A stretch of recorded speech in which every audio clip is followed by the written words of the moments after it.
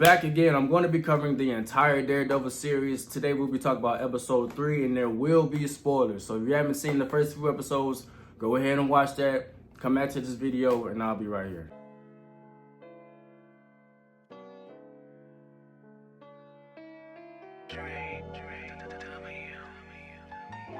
So the majority of episode 3 takes place in the courtroom where we have Matt Murdock defending the White Tiger. This episode is intense. It has a number of twists and turns, so Matt Murdock and his team managed to find the witness and get him to testify in court. The judge calls the witness to the stand, but the witness isn't there yet. He's late, and this is where things get tricky because the witness can either make or break this case. While the witness is on his way to the courtroom, the crooked cops are doing everything in their power to stop him from getting there. If they catch him, they're gonna kill him. It kind of reminds me of that movie 16 Blocks with Bruce Willis and Mos Def. If you've seen that movie, you know what I'm talking about. But anyway, we see the witness get into a van, and then we see the crooked cops pull over a van, harass the driver a little bit, go to the back and open the door, and it's empty. Then we cut to the witness getting out of another van, walking into the courthouse, and I think this was cool. They outsmarted the cops because, again, if they would have caught him, they would have killed him in the street right there. The witness finally makes it into the courtroom, and Matt Murdock and his team are relieved because he finally showed up, and they have a good chance of winning this case now. All the witness has to do is get on the stand and tell the truth.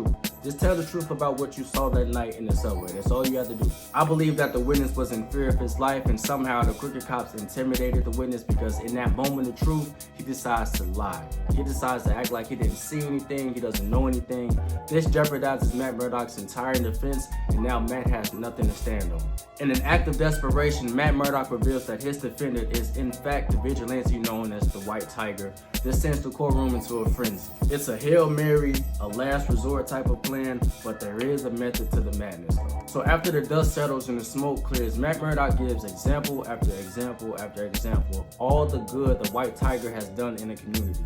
He saved this person from being hurt, saved that person from being killed. He helped out that police officer, and it's even written in a police report. He helped out that police officer.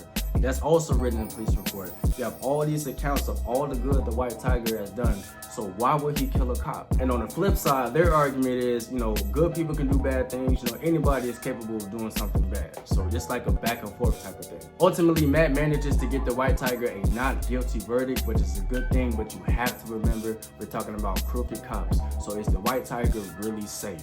And if he is safe, you got to remember that Matt Murdock revealed his true identity, so everybody knows who he really is.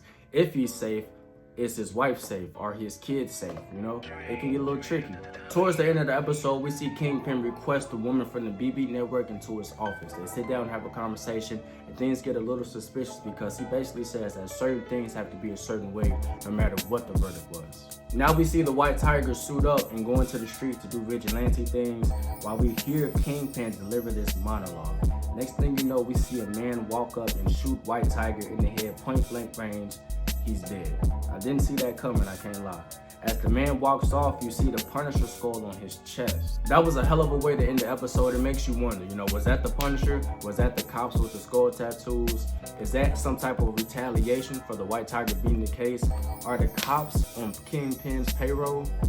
Me personally, I don't think that was the Punisher that killed the White Tiger. I don't see Frank hiding behind something and just shooting somebody in the head. It's almost cowardly.